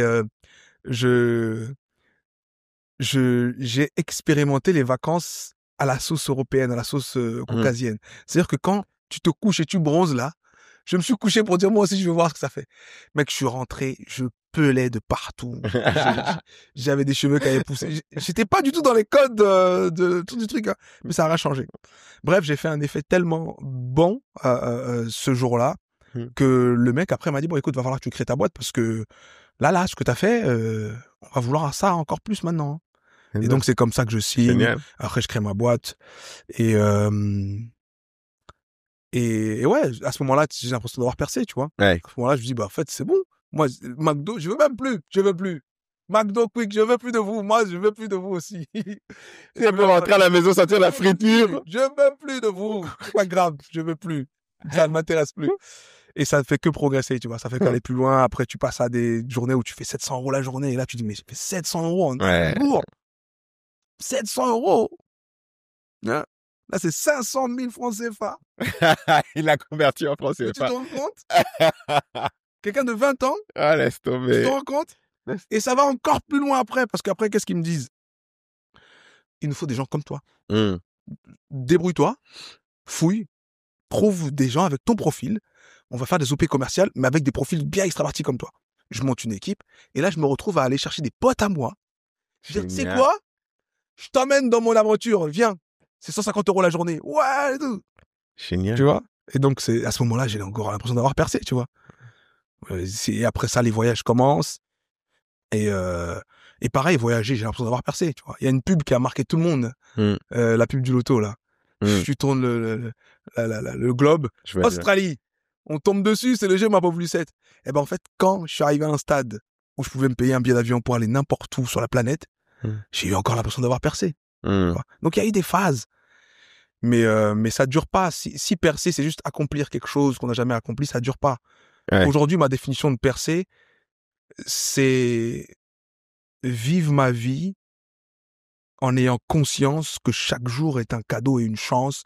Vivre ma vie avec l'intensité la plus grande, comme si j'avais choisi ma journée, tu vois. Comme si ce que je vis dans ma journée, c'est exactement ce que j'ai choisi. Ouais. Tu vois. Là, juste ces 10 coches là, c'est comme si j'étais chez Oprah. Tu vois ou pas? Ouais, non, c'est comme ça que je vis la chose. Tu vois ce que je veux dire? Ouais, dans tes vidéos, il y a cette volonté là, ce que tu transmets aux gens de faire pas une croix sur le passé, mais arrêter de regarder derrière et de se focaliser sur ce qu'on a aujourd'hui parce que c'est la seule chose qu'on maîtrise. Mais clair. Mais si tu fais pas ça, tu perds ta vie. Une journée à réfléchir à ce qui s'est passé hier, c'est une journée que tu n'as pas vécue. Hier est déjà passé, hein. Mais là, tu viens de niquer aujourd'hui. Ouais, tu vois? Ça n'a pas de sens. Et pareil, si tu crois que c'est demain, tu ne vis pas aujourd'hui non plus. Et ça, c'est un truc que beaucoup de gens ont du mal à intégrer. Pendant toutes ces phases-là, il y a eu des périodes, là, je parle que des bons moments, ça a l'air génial. Quand 20 ans, ils vont dire, bah voilà! Mais ensuite, il y a eu les problèmes. Parce qu'il y a toujours des problèmes. Quand tu commences à vivre à ce rythme-là, tu te rends pas encore compte des problèmes. Et puis quand ils arrivent, ils arrivent. Les problèmes sont arrivés parce que à un moment, tu arrives à une dimension où, qu'on le veuille ou non, tu es une anomalie. Donc, je devais signer un truc avec, c'était Samsung à l'époque. Sauf que eux, quand la boîte de prod, elle s'assied, elle réfléchit, ils n'arrivent pas à arriver à la conclusion que non, faut donner le budget à ce mec de 20 ans, là. Qu'est-ce qu'il fout là? Il a 20 ans. Non, non, non. On va pas donner à lui. Et bah, d'un coup, tout se casse la gueule. Après ça, silence radio net. Plus rien. Les facturations de 200 €, 100 €, 700 €, c'est fini. Alors je me dis, bon, c'est pas grave, j'ai découvert ce monde quand même. Le street marketing, l'animation. Et donc je vais, par le couloir normal, chercher du boulot dans ce domaine-là. Et ben, je retombe sur un SMIC horaire. Je fais des animations SodaStream chez Alinea de Sainte-Geneviève-des-Bois. Mais tu vois, c'est tout mais ça. Comment tu le vis, ça? Comment tu vis cette période? Je sais pas si je suis pas biaisé maintenant que tu vois, quand tu connais la fin du film, les péripéties te semblent pas si terribles. Ouais. Tu vois, donc maintenant que je sais que j'ai dépassé ça de loin, j'ai plus l'impression d'avoir été, mais j'étais très triste parce que j'avais misé beaucoup d'espoir dans ça. Et surtout, j'étais convaincu que j'avais craqué le code. Que ça y est, moi. Non, ça y est. Si à 20 ans je suis là, imaginez où je serais à 25. Et puis à 30, j'ai même quitté la fac. Tellement c'était, je dis, mais en fait, même fac là, vous voulez me blaguer. Allez, je ne vais plus là-bas. TD, 3 absences TD, oui, mais tant pis. Quand tout dégringole, tu sais ce que je fais? Je retourne quand même à la fac en TD, bonjour. On dit, mais wesh, qu'est-ce que tu viens faire là, toi? Mais toi, c'est mort, toi, allez, dégage. Quitte là. Quitte de là. Non, mais, et tout ça, bah, ça forge, tu vois. Et donc, pour revenir à la question du départ, à savoir qu'est-ce que c'est percer, pour moi, aujourd'hui, percer, en tout cas, c'est vivre sa vie comme un voyage qu'on kiffe tous les jours, tu vois. Pas s'empêcher de la vivre parce qu'on n'a pas encore atteint un stade, pas s'empêcher de la vivre parce qu'on n'a pas encore le respect des gens tels qu'on veut l'avoir, pas s'empêcher de la vivre parce qu'on n'a pas encore, comme beaucoup vont dire, mis la daronne à l'abri ou quoi. Frérot, que tu sois quelqu'un de bien déjà, crois-moi, ta daronne, elle est contente. Hein. Va pas nous mettre des histoires de si je l'ai pas mis à l'abri, je sais pas. C'est-à-dire que tu t'empêches de kiffer un moment avec ta daronne parce que tu l'as pas mis à l'abri. C'est pas ça le but du truc, tu vois. Ouais. C'est pas ça. Faut kiffer sa vie de tous les jours et prendre conscience qu'en fait, être vivant, avoir des gens qu'on aime, qu'on respecte, avoir des gens dans notre espace 3, 2, plus grande bénédiction. Donc en vrai, tu vois, la vie c'est une grande maison avec un grand jardin et un grand barbecue. Toi t'es là, tu restes dehors. Ton barbecue, demandez aux gens dehors. Qu'est-ce que vous faites, vous? Pourquoi vous souriez pas dans la rue? Rentre chez toi faire ton barbecue. Une merguez. Ton merde là. Et tu fais souvent référence à la foi. Tu fais souvent référence à la foi. En regardant tes vidéos, je savais que tu avais la foi parce que tu fais souvent référence à un verset. Vous connaîtrez la vérité et la vérité vous affranchira. Et j'ai l'impression que c'est un de tes leitmotivs. Ouais. Tu vois, quand on parlait tout à l'heure du bouquin, c'est ce qui est ressorti. La vérité, c'est ce qu'il y a de plus pur. C'est ce que Dieu fait. J'ai retrouvé ces gens, faut que je cite parce que c'est Jean 8:32, à chaque fois j'oublie, mais. Moi, par contre, je suis pas bon dans les versets en précision comme ça, tu vois. Je suis pas bon dans les versets en précision. Par contre, un message, quand il me parle et qu'il m'a touché. Tu l'imprimes. Mais dans Jean, il y a que des trucs de malade, hein. Je sais que dans Jean. Proverbes qui m'ont bouleversé. Dans Jean, il y a un autre qui est mon leitmotiv. C'est, comment c'est formulé? Purée, je me rappelle plus. En tout cas, une formulation qui dit que rien ne peut être donné à l'homme si ça lui a pas été donné au paradis auparavant. Tu vois. Et dans ça, j'entends, rien ne peut être donné à une personne si elle ne se l'est pas donné à elle-même. Tu vois. Parce que mon rapport à la foi est très très intime et c'est pas il faut qu'on parle longtemps, que tu comprennes un peu comment je me positionne et comment j'ai cheminé dans ce chemin-là aussi. D'accord. Parce que voilà, je suis né dans une famille chrétienne. Ma mère que j'ai perdue à 17 ans était une fervente chrétienne impliquée à un niveau incroyable, des associations, des machins, des trucs. Et c'était le centre de tout. Mais c'était une femme qui faisait des affaires aussi. C'était une femme qui s'est bien accomplie. Donc c'est la perdre, ça lui a donné une autre dimension dans ma vie, en tout cas. Mais la perdre, ça a également libéré une part de moi qui ne pouvait pas s'exprimer tant qu'elle était là. Tu vois, quand t'as des parents, Ouais. tu es dans quand même ce qu'ils attendent de toi. Tu peux t'exprimer, mais dans le cadre qu'ils t'ont donné. Et typiquement, il y a plein de choses que j'ai toujours eu en moi que j'ai pas pu exprimer, tu vois. Je suis arrivé devant ton sac de frappe, j'ai envoyé mon petit combo, papa. Bah, typiquement, ma mère voulait pas que je boxe. Ouais. Elle voulait rien savoir. Non, ton joli nez là, on va. Alors que moi, je voulais. J'ai dit, mais attends, faut quand même mettre, hein. Ça, c'était bien avant Ngannou, Doumbé. Doumbé, par contre, c'est un ancien quand même. Doumbé, c'est possible qu'il ait fait mais ces mêmes périodes-là, tu vois, aux alentours de ma vingtaine d'années, c'est les périodes où je commence le MMA et je combats et tout ça, parce que j'ai perdu ma mère 3 ans avant, je la perds à 17 ans. Tu vois, et donc de 17 ans à 20 ans, il y a une zone de turbulence, de flou, il y a le monde qui se restabilise un peu. Il y a plein de choses, tu as les examens, le bac, tout ça, c'est dans cette même période-là, tu vois. Et c'est un truc qui me rend parfois émotif et qui m'a rendu très triste à l'époque. C'est de se dire, purée, si j'avais été un peu concentré, elle aurait au moins vu mon bac. Elle n'a même pas vu mon bac. Ah là là, tu vois. Mais en tout cas, ma spiritualité donc a été très ancrée et est très ancrée dans le protestantisme, pour parler précisément, parce qu'on dit chrétien, c'est très vaste, le protestantisme. Donc voilà, protestantisme des années 90, hein, parce que il y avait pas encore l'aspect évangélique, même si sur la fin ma mère avait embrassé cette culture-là aussi. Mais à son départ, j'ai voulu me trouver, tu vois. Donc j'ai fait un vrai step back, un step back bien gros. Paf, laissez-moi voir. Si Dieu est là, il va venir me trouver, tu vois. Et Dieu m'a trouvé. Dieu m'a trouvé partout. Dans tout, dans les bouquins de dev perso, il était là, dans les moindres petites choses, tu vois.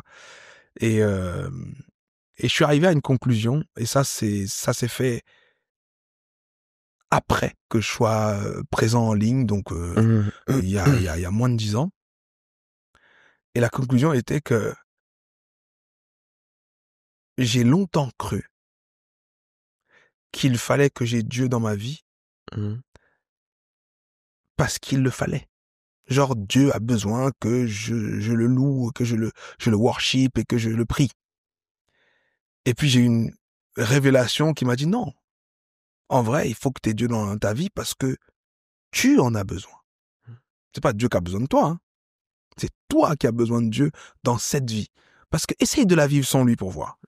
Et là, tu te rends compte qu'en fait, non, sans lui, il y a trop de choses qui sont c'est insupportable, ingérable, tu vois.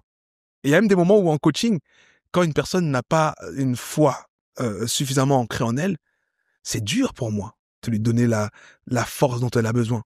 Parce que quand tu as Dieu dans ta vie et que tu as vraiment une foi, tu as la possibilité de prendre un câble et de te brancher sur une source infinie. Tu vois, pour revenir sur d'autres versets, je sais pas si c'est dans Jean encore, mais il y a un verset qui dit, voilà, toi, tout seul, tu peux pas, mais avec lui, tu peux. Tu vois, l'homme tout seul ne peut pas, mais avec Dieu, il peut. Et donc ça, c'est devenu ma vérité. Je l'ai intégré à tout ce que je faisais très tôt.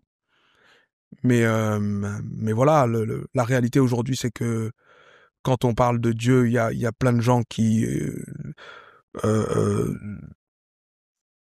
sont automatiquement réveillés dans leurs identifications à leur culte, à leur religion, et du coup on oublie que en vrai, si on parle de Dieu, on parle tous du même. Hein. On en parle peut-être différemment, mais on parle tous du même. Et ce qui est dommage, c'est qu'il y a peu de gens qui acceptent de parler du même. Tout le monde veut parler de son point de vue de Dieu. Et c'est pour ça que j'essaye de distiller des messages de foi sans clairement dire, bon, voilà.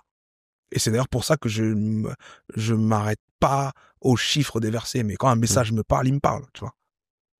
Parce que Dieu... Mais on n'a pas besoin d'avoir le verset pour... En tout cas, moi, j'ai pas eu besoin que tu cites le verset pour comprendre que tu étais imprégné de la foi. Pour moi, c'était... je voyais dans tes citations, dans ta manière de parler, dans ta manière de t'exprimer, je le sentais en fait, je le voyais. Et puis à un moment, tu as cité ce verset, je me suis dit, mais voilà, on y est. The truth will set you free. Exactement, je dis, on y est. Et tout de suite allé chercher, je dis, mais je le connais trop bien ce verset. Je lui dis, il a pas pu citer ça sans au hasard. Au hasard. Je dis, c'est trop précis ce qu'il vient de citer et je suis vite allé chercher. La vérité, exact. La vérité vous affranchit. Je dis, mais Alors, je suis tout de suite allé voir, j'ai dit oui, oui. Ça fait que confirmer le sentiment que j'avais depuis le début où je l'écoutais. Oui, non, effectivement. Donc, la foi est un pilier de ta vie. C'est le cœur de tout. Et du coup, Aujourd'hui, c'est tellement, en fait, c'est devenu tellement intense et tellement vrai pour moi que je fais rien sans. Tu vois? Vrai de vrai, je mets Dieu dans tout le temps. Tout le temps, dans tout. Voilà. C'est vraiment comme ça que je fonctionne. Maintenant, ce qui est particulier, parce que peut-être des gens qui vont nous écouter vont dire, bah, et dans ce cas, pourquoi tu le dis pas, ou pourquoi j'entends, sauf que faut être capable de regarder le monde et le comprendre. Et ça, c'est quelque chose que j'ai fait dans cette dernière phase de ma vie, donc on va dire sur les 5 dernières années. Il y a énormément de choses que je ne connaissais pas. Tu vois? L'économie, la macroéconomie, je la connaissais pas. La géopolitique, je connaissais pas. Les dynamiques des peuples, je connaissais pas non plus, tu vois. Et c'est quelque chose que je me suis mis à étudier et qui a créé beaucoup d'anxiété chez moi au départ, parce que quand tu regardes le monde sans le juger et que tu le regardes juste avec froideur, bah tu te rends compte qu'il est pas si beau que ça, parce qu'il y a énormément de choix qui sont faits, de situations qui sont insupportables, mais qui sont la réalité de tout un tas de gens. Et ce qui est malheureux, qu'on se le dise, hein, pour parler vrai, c'est que les religions sont devenues des communautés. Ouais. Et une communauté, c'est une conscience égoïste. Je suis avec ceux qui sont comme moi. Ceux qui sont pas comme moi, je suis pas avec eux. Et c'est ça qui est malheureux, parce qu'au final, tu te rends compte que ce qui est censé être notre salut à tous nous aider, individuellement et ensemble, bah au final, devient quelque chose qui nous divise. Et donc je réfléchis à la manière dont on doit en parler à notre époque, je pense, parce qu'il faut qu'on en parle. Et j'ai l'impression d'ailleurs que plus le temps passe, plus ce sera une évidence pour beaucoup de gens. Il y a plein d'athées qui trouvent Dieu maintenant, quel que soit l'endroit où ils le trouvent en tout cas.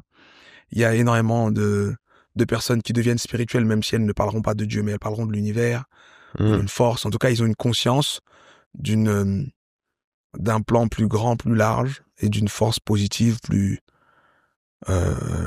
forte que tout le reste, tu vois. Et pour moi, ça, c'est un des gros challenges aujourd'hui, tu vois, parce que je pense qu'il y a une urgence à redonner vie, à redonner du sens à la spiritualité dans la vie des gens. Ouais, c'est une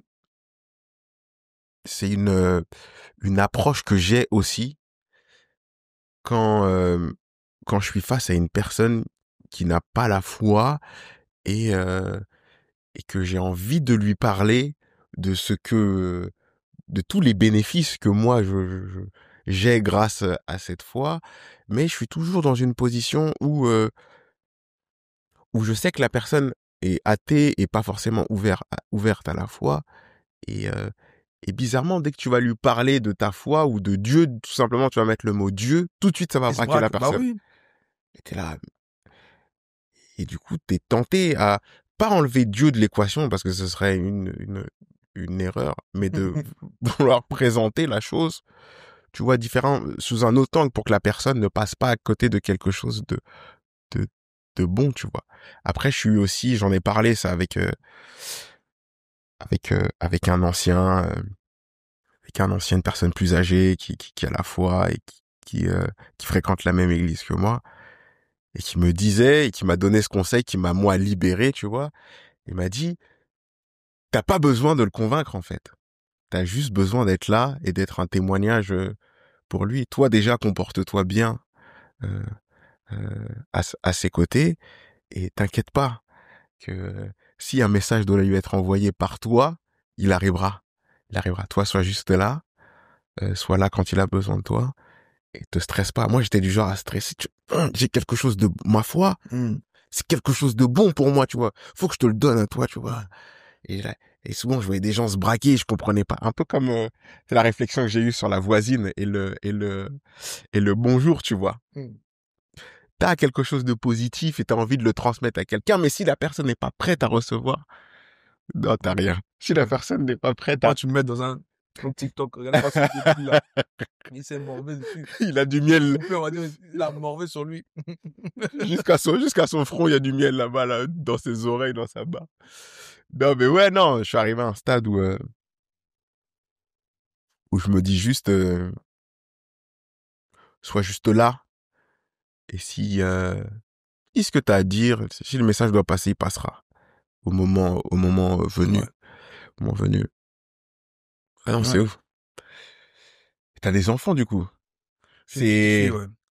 Est-ce que ton monde a changé, du coup, maintenant que t'as ta petite fille mon monde là? a changé. C'est quoi l'approche que t'as là? Il est constamment en morphing. Ouais. Parce qu'il change à mesure qu'elle change, mon monde. Tu vois? Elle change, donc notre relation évolue. Et donc, cette part de moi qui est née avec elle évolue à son rythme, en fait. D'ailleurs, c'est un concept que j'ai découvert en devenant parent, et c'est quelque chose que je fais maintenant. Chaque fois qu'il y a l'anniversaire de quelqu'un, si les parents sont là ou pas loin, je leur souhaite bon anniversaire aussi. Ouais, moi aussi, je le fais, ça, Ouais. putain. Ouais, moi, parce que le jour... t'es devenu papa quand même ce jour-là, donc bon, félicitations et bon anniversaire à toi, ça fait quelques années. Putain, c'est marrant. C'est pas ça que je fais. Ce que je fais, c'est... j'ai perdu mon père, moi, mais j'ai toujours ma mère. C'est ma mère, quand c'est mon anniversaire, je lui envoie un message joyeux anniversaire. Parce que je considère que nous, on est là égoïstement à vouloir des cadeaux et tout. Mais en vrai, et on n'a même pas souffert ce jour-là. Nous, on se souvient même pas du jour où on est né. En vrai, c'est l'anniversaire de nos parents, quoi, en fait. C'est eux qui ont été... c'est eux qu'on doit célébrer ce jour-là, en vrai. Et moi, j'envoie un message à chaque fois à ma daronne pour lui dire... Je fais ça c'est marrant, depuis 3 ans, je pense, à peu près. Je fais joyeux anniversaire. Elle est toute contente, parce que... mon fils, mais ouais, c'est marrant. J'ai pas eu l'occasion de le faire pour mon père parce que je l'ai perdu, tu vois. Mais ma mère, depuis que j'ai réalisé, je suis là, mais t'es là à vouloir fêter ton anniversaire et toi. En fait, qu'est-ce que t'as fait, toi, pour être là? Juste remercie ta daronne d'être là, remercie tes parents d'être là parce que c'est eux, plus ou moins, qui t'ont donné la vie, tu vois. C'est leur fête à eux, tu vois. Et depuis, j'ai pris ce réflexe, tu vois. C'est marrant.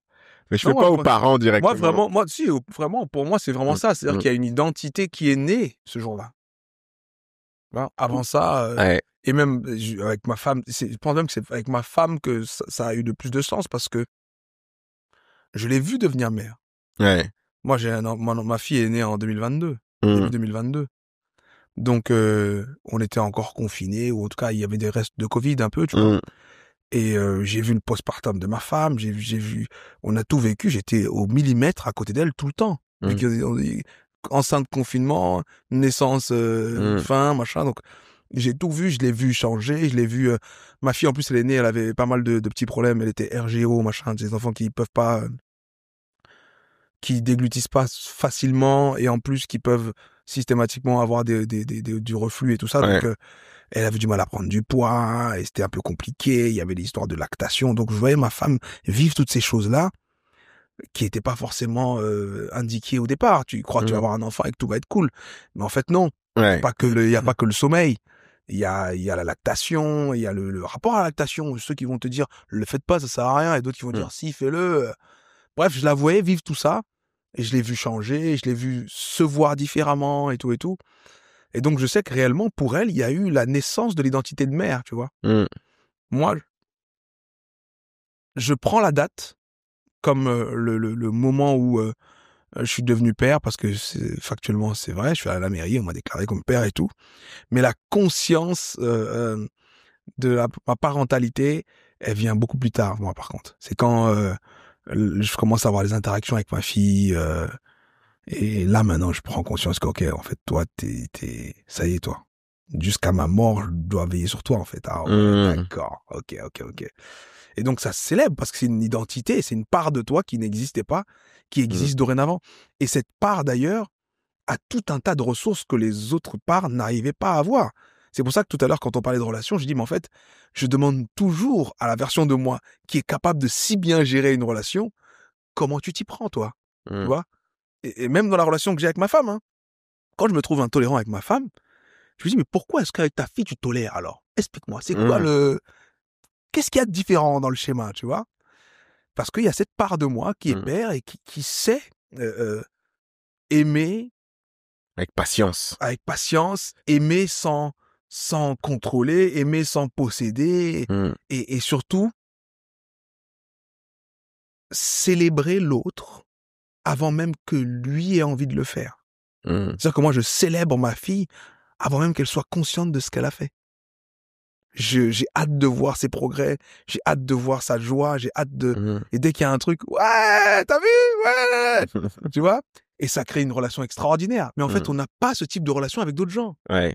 Alors qu'on a la capacité de le faire, vu qu'on arrive à le faire. Tu vois? Donc ouais, cette part de moi qui est née, le père, je la célèbre à chaque anniversaire de ma fille. Et parce que je célèbre ma femme et que je me célèbre à cet anniversaire-là, dorénavant, quand c'est l'anniversaire de quelqu'un, son père, sa mère, je dis, bon anniversaire, vous aussi, hein. On devrait le faire plus souvent. Bah ouais. Parce qu'en fait, cette identité, elle est née ce jour-là, quoi. Ah ouais, vraiment. C'est fou.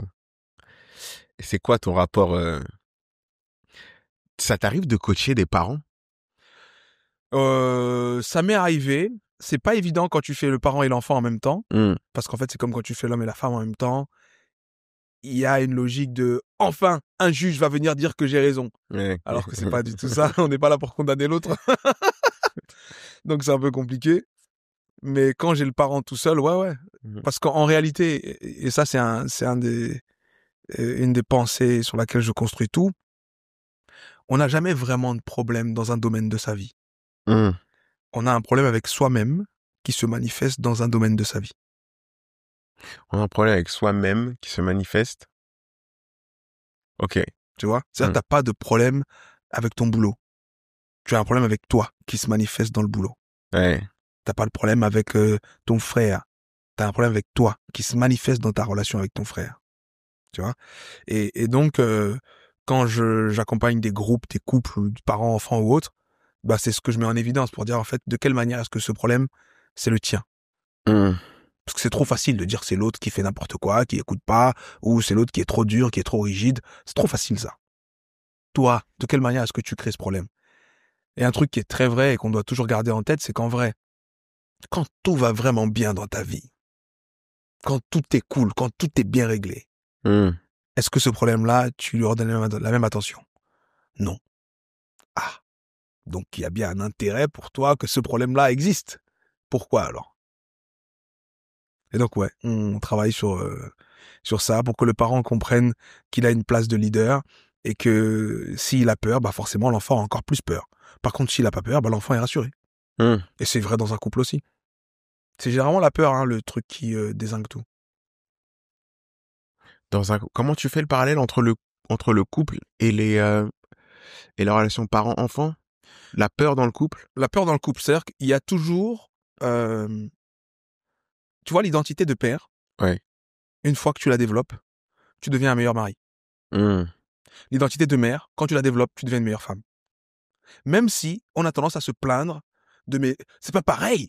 C'est une grande personne, j'ai pas à l'enfantiliser, j'ai pas à attendre que mon enfant, je peux faire tout ça pour lui parce que je dois être patient, je dois tout lui expliquer. Mais une grande personne comme ça, elle est censée savoir et tout. Mais en réalité, je pense que dans l'amour qu'il y a entre un époux et son épouse, l'époux doit avoir une énergie parfois paternelle et l'épouse doit avoir une énergie parfois maternelle. Ta femme est la seule personne qui a accès à tes plus grands moments de vulnérabilité. L'espace 2, c'est ça. Personne d'autre va être au courant, mais ta femme, elle peut être au courant. Donc, elle doit être capable, à ce moment-là, là où l'enfant sort, parce que c'est une autre part de toi encore qui sort, tu vois. Je parle du père, c'est un archétype, c'est une part de toi. L'enfant, c'est une autre part de toi. Quand l'enfant sort, soit parce qu'il a peur, soit parce qu'il a de la peine, il veut du réconfort. Et donc, si, dans cet exemple-ci, tu vis quelque chose de difficile, tu as besoin d'être réconforté ou rassuré, tu ne sais pas trop comment le demander. De la même manière qu'un enfant sait pas trop comment le demander. L'enfant, il peut pleurer, il peut faire des crises, tu comprends pas. Mais un parent aimant va s'arrêter et dire, mais qu'est-ce qui se passe? Ce qui fait que le parent s'arrête et dit, qu'est-ce qui se passe? C'est parce qu'il ne se remet pas en question en tant que parent. Il se dit pas, l'enfant pleure sûrement parce qu'il veut plus de moi en tant que père. Il dit juste, l'enfant a un problème. Alors, je vais voir quel est le problème. De la même manière, la mère se dit pas, l'enfant pleure parce qu'il veut plus de moi en tant que mère. Okay. Il a un problème, donc je suis disponible et disposé pour écouter son problème. Et on a tendance à agir différemment quand on est en couple. Parce qu'en gros, ça réveille nos peurs. T'as pas l'air bien, ça doit être à cause de moi. Ou t'as pas l'air bien, donc j'ai pas su te rendre heureux, j'ai pas su te rendre bien. Ah, t'as eu un problème au travail? Bah, ça veut dire que je te soutiens pas assez. Mais arrête de tout ramener à toi. Écoute-moi un peu, essaie de gérer, tu vois. Tu peux pas. Et pour moi, quand tu regardes un parent, il sait le faire. Surtout quand l'enfant est petit, il pleure, tu sais même pas encore pourquoi, tu vas tout vérifier. C'est la couche? Non. C'est les coliques? Non. C'est la nourriture? Non. Ah, c'est les dents qui commencent. Ah oui, on m'avait dit que ça allait commencer. Alors que dans notre couple, on va tout de suite revenir à nous. C'est toi. Ouais. Et puis d'un coup, tu dis, en fait, si c'est moi le problème, bah, je vais lui dire qu'elle aussi c'est le problème. Ouais. Bah, tu sais quoi? Toi aussi, hein, quand il y avait hier là... Des enfants. Comment tu vois? Donc ouais, en couple, les coachings en couple, c'est long. C'est beaucoup plus long qu'en individu. Ouais. Parce qu'il faut faire le ping-pong. Des fois, Parce qu'en vrai, tu dois travailler avec l'enfant qui est en nous, en fait. Ouais, tu travailles avec l'enfant, tu travailles avec le parent, tu travailles avec l'individu, l'adulte, le séducteur ou la séductrice, en gros. Parce qu'il y a de ça aussi. Je veux être vu. C'est la part du séducteur qui veut. Donc, tu travailles avec tous ces trucs-là. Et ils doivent se faire face, ils doivent jongler un peu. Donc, ouais. Pour conclure et passer après à la pizza, c'est quoi qu'on va manger. Faut qu'on mange là. Continue de discuter à côté de la pizza. Moi, c'est ce que j'aime beaucoup. Ouais. C'est quoi j'aime bien poser ce genre de questions. C'est quoi le meilleur conseil de vie que t'as eu? Que j'ai reçu? Ouais, que t'as reçu là peut-être ces dernières années. Ces dernières années? Je sais pas si je peux me souvenir d'un truc que j'ai reçu. Mais toi, ce qui t'a le plus percuté, toi, personnellement, sinon? Je reviendrai sur quelque chose qui se démodera jamais. C'est maintenant qu'il faut vivre. Il y a des gens qui sont encore en train de supporter des choses pas bonnes parce qu'ils se disent, bon, après, bientôt, de toute façon, bientôt, j'arrête tout ça. Faut arrêter. C'est maintenant qu'il faut arrêter. Il y a des gens qui sont en train d'attendre le bon moment pour faire je sais pas quoi. Non. Tout ça, là, c'est maintenant. Tout ça, là, c'est maintenant. La vie, c'est un merveilleux film. Le héros, c'est toi. Et le film se joue maintenant. C'est pas quand il y aura plus de budget, c'est pas quand il y aura plus de public, c'est pas quand il y aura je sais pas quoi, c'est maintenant. Donc ouais, le meilleur conseil, c'est vivez, il est urgent de vivre. Et j'aimerais ajouter quand même une deuxième petite chose qui est assez importante, qui était donc le passage biblique que j'ai pas su me rappeler. Mais j'ai envie de 32. Non, là, tout à l'heure. Moi, je te parle du moment où on dit que nul ne peut recevoir quelque chose si ça lui a pas été donné d'abord au paradis. Et ce passage-là dit nul ne peut recevoir quelque chose si c'est pas d'abord donné à lui-même. Et donc, ce film, faut le vivre maintenant. Et le meilleur rôle, faut pas attendre qu'on te le donne, faut te le donner à toi-même. Ouais, tu t'appliques ça normalement. On se voit en 2025, tu dis, regarde, ce que j'ai fait,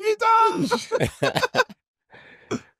Et ton livre sort quand déjà? J'aurais aimé, non, je vais donner une date, je te dirais. Connecté, ouais. Là, tu vois, j'ai deux options. La contrainte ou la raison. La contrainte, c'est dire, ils sont en juin, qu'est-ce qu'il y a? Et là, je suis obligé maintenant.